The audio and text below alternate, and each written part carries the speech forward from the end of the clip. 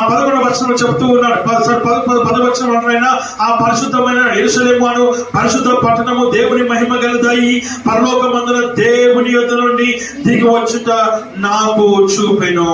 నాకు కనపడినది కాదు, నాకు చూపెను. అక్కడనేమో కనపడింది, ఇక్కడనేమో చూపిస్తూ ఉన్నాడు. ఏకగా పట్టణాన్ని చూపిస్తూ ఉన్నాడు. అక్కడనేమో దర్శన రీతిగా ప్రేమ దేవుని బిడ్డలారా అక్కడ చూస్తూ ఉన్నాడు ఆయన.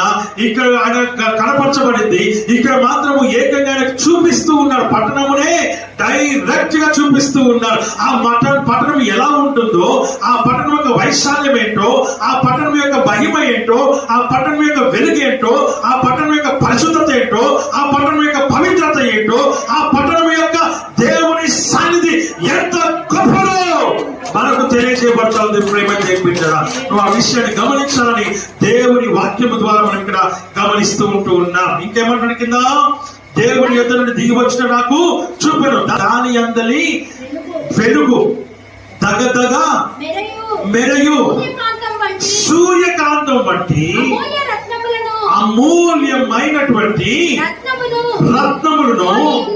ఆమేన్, హల్లెలూయా.